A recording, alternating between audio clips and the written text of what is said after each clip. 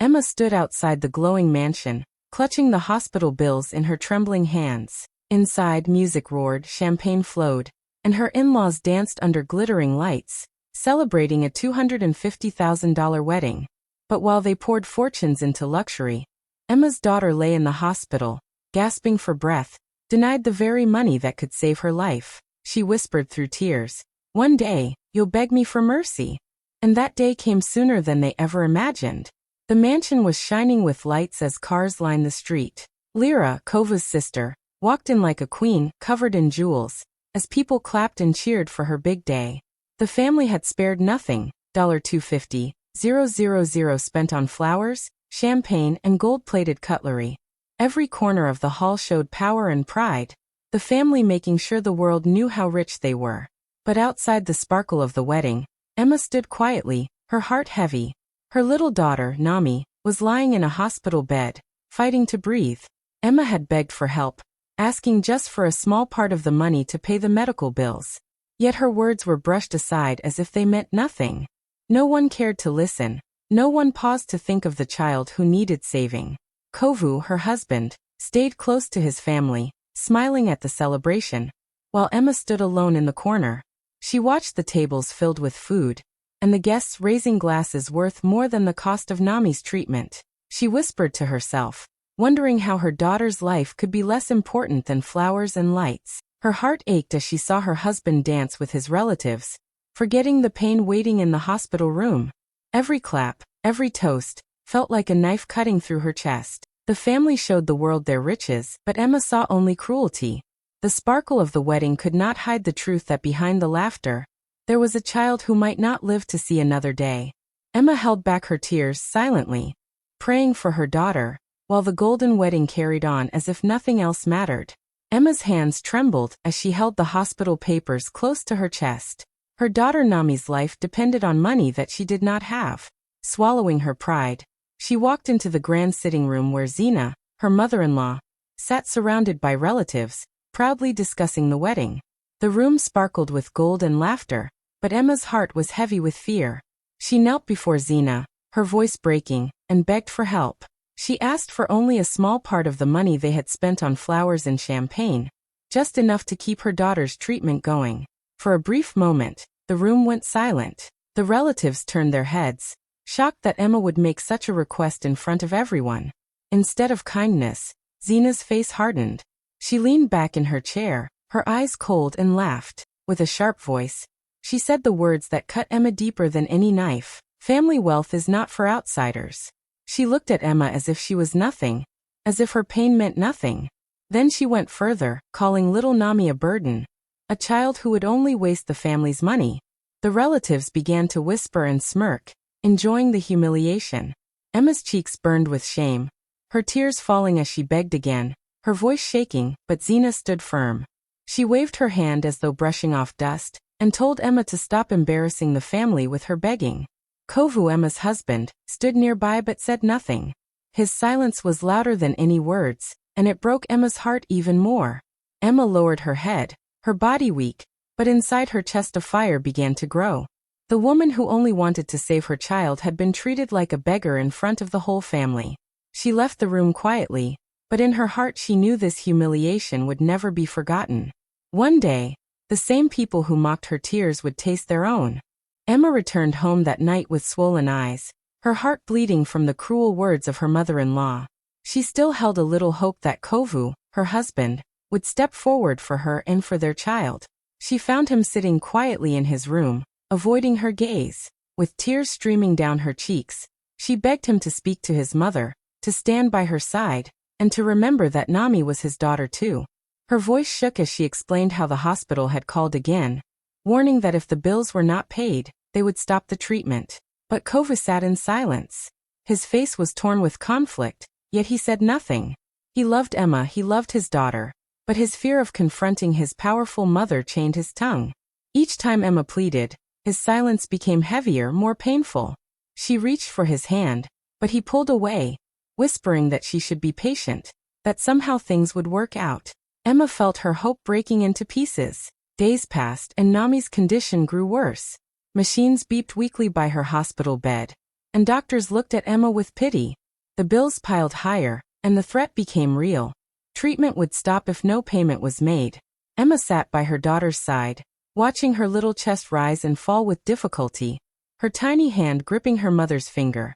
The helplessness crushed her spirit, yet when she turned to Kovu for strength, he was never there. He spent his nights at his mother's house, joining family discussions about business and wealth, pretending as though nothing was wrong. Behind Emma's back, he chose loyalty to Zina over love for his wife and daughter.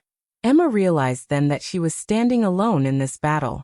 The betrayal was not in words but in silence. The silence of a man who refused to fight for his own family.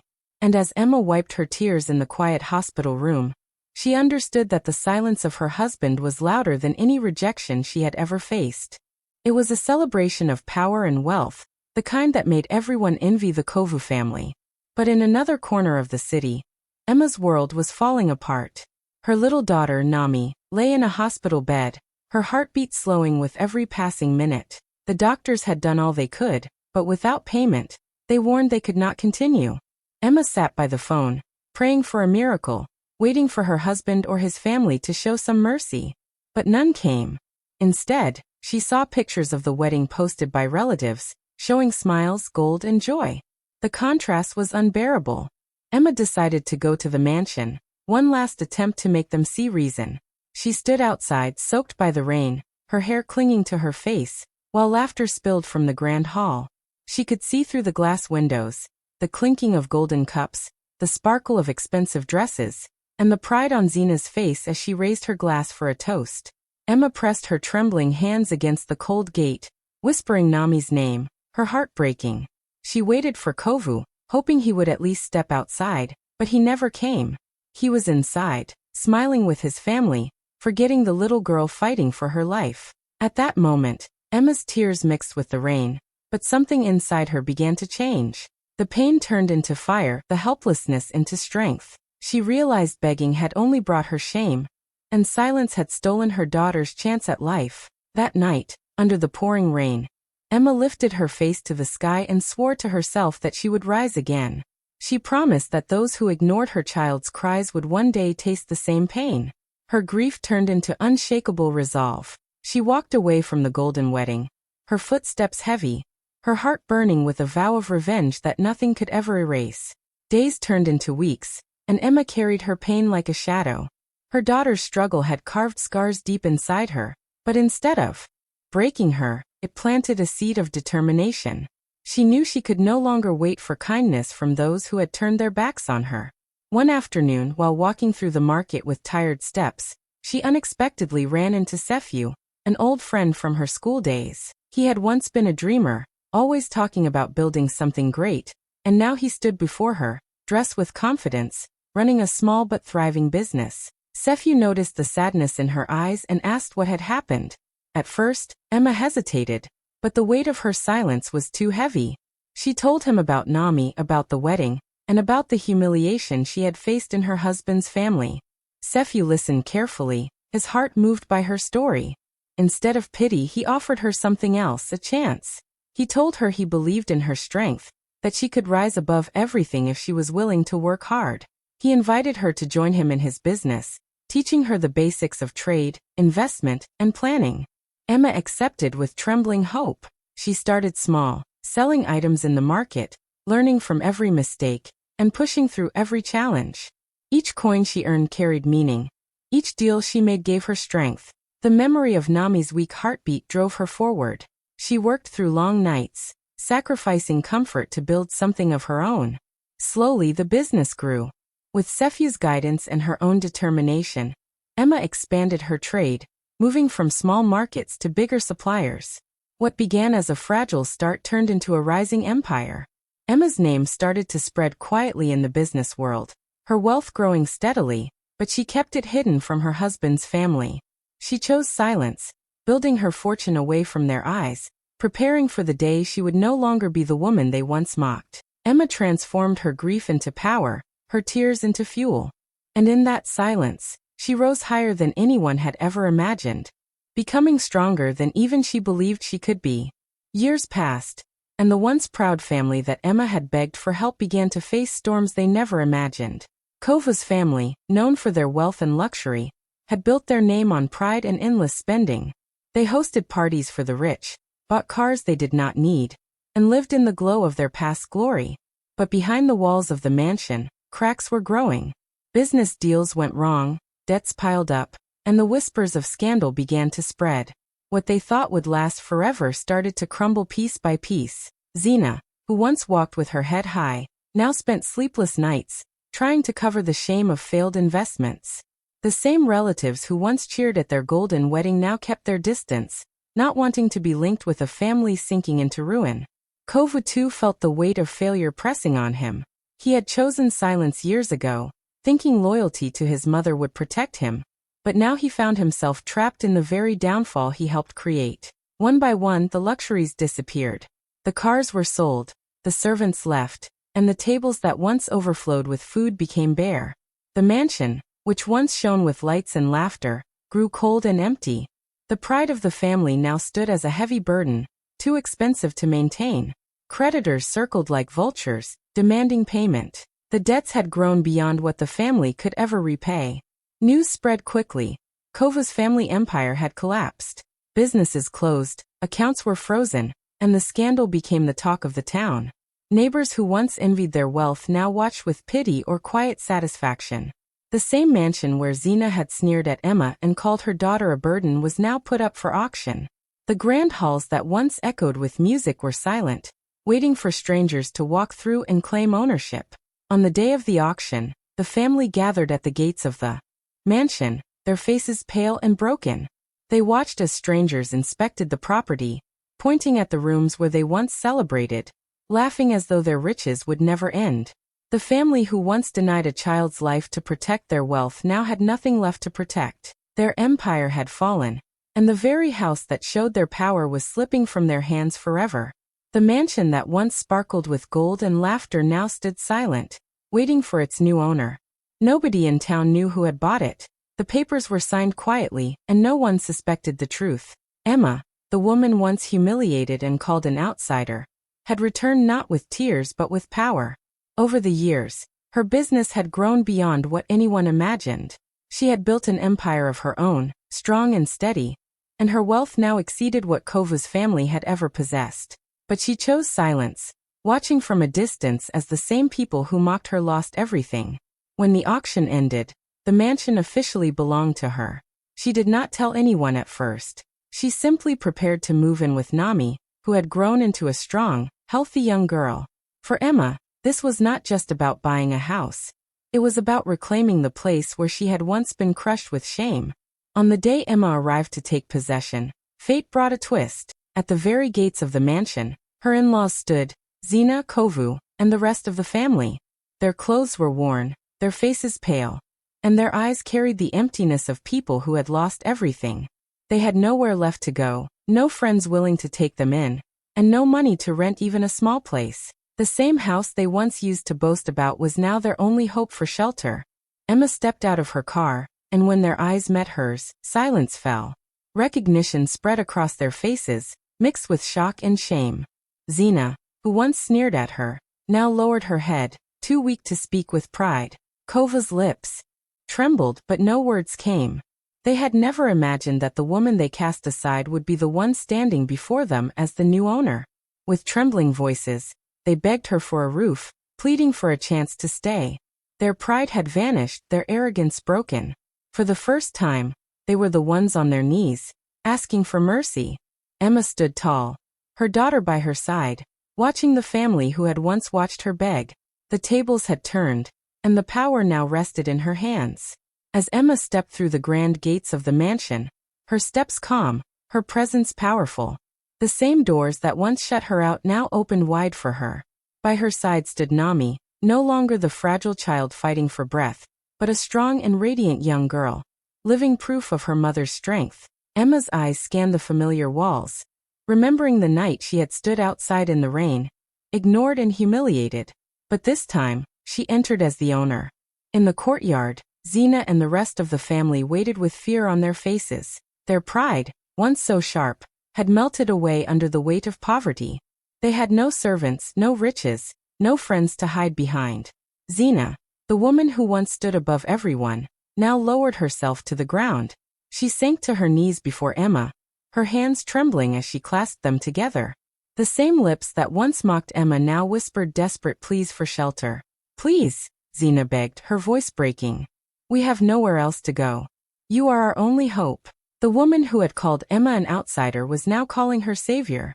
Every relative who once laughed at Emma's tears now stood silent, ashamed, watching their matriarch bow before the very person they had crushed. Nami stood close to her mother, her eyes fixed on the scene.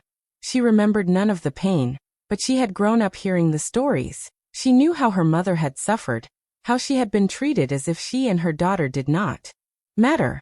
Seeing her grandmother on her knees stirred something deep inside her. She looked at her mother with admiration, realizing that Emma's strength had carried them from the shadows of rejection to this moment of victory. Emma remained still, her expression unreadable. She did not lift Zina, nor did she turn away. She simply allowed the silence to sink in, letting them feel the weight of their actions. The same walls that once echoed with laughter at her pain now echoed with their shame. She could have gloated. She could have humiliated them as they had humiliated her. But instead she chose something sharper, cold mercy. Emma's voice was steady as she spoke, not out of anger but from the strength of someone who had risen above. And beside her, Nami stood tall, the child they once called a burden, now the reason her mother held the power. The roles had reversed completely, and the family knew it. The family gathered in the grand hall, the same hall where years ago they had celebrated with golden cups and endless laughter. But this time there were no decorations, no music, and no guests in fine clothes.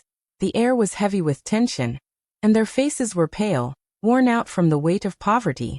They stood together, restless, waiting to hear what Emma would decide about their future. They could not escape the fact that she now owned everything, and their fate rested in her hands. Emma entered slowly, her steps firm, her presence commanding. She carried no jewels, no crown, yet her strength made her shine brighter than the chandeliers above. Beside her walked Nami, tall and healthy, her life a living reminder of all the pain the family had once ignored. The relatives lowered their eyes as Emma stood before them. No one dared to speak. She looked at each of them, her gaze steady, and then her voice cut through the silence.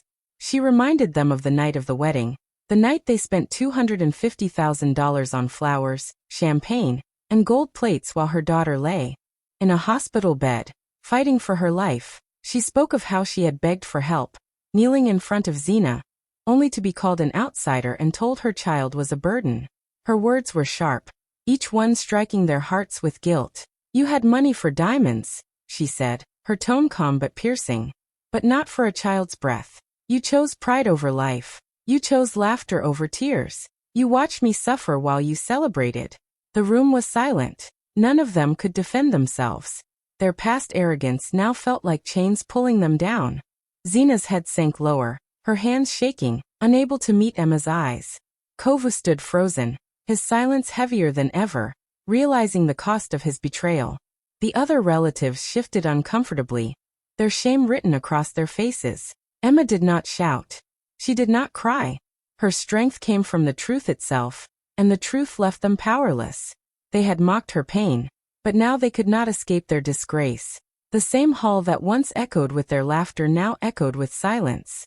Emma's words became the final judgment, and they all knew nothing could erase the shame of that night. The family waited with trembling hearts, unsure of what Emma would do next. They had lost their wealth, their name, and their pride, but the one thing they feared most was losing the roof over their heads. All eyes followed her as she stood tall in the center of the mansion they once ruled. Nami stood beside her, a young woman full of life, her presence a quiet reminder of the night they turned away from her cries. Emma's gaze swept over each face. She saw their desperation, their shame, and their silent prayers for mercy. She could have driven them out into the streets, left them to face the same coldness they once showed her. But Emma's strength was not in destroying them. It was in showing them that the tables had truly turned. Her voice was calm, steady, and sharp with meaning. "You may stay," she said, her words echoing through the hall. "But this house no longer belongs to you. You will not live here as rulers, but as tenants. And every day you wake up under this roof, Remember whose name keeps you here." The family froze, shocked by her decision. Mercy had been given, but it came with a weight heavier than punishment. No longer were they the masters of the mansion. They were now guests at the mercy of the woman they once humiliated. Emma then turned her eyes to Zena, the woman who once called her an outsider. Her final words cut deeper than a blade. "You refused to save her life. Today, she's the reason you're alive." Nami lifted her head proudly, standing beside her mother. A living victory over all the cruelty they had faced. The family lowered their eyes, unable to respond, their hearts crushed under the truth. They had spent fortunes on champagne, but denied a child's breath. And now that same child's survival was the only reason they still had a place to sleep. Emma turned away, her dignity untouched, her power unshaken. She did not need revenge, for her triumph was already complete. The family's silence was her justice, and their dependence on her mercy was the final blow that would haunt them forever.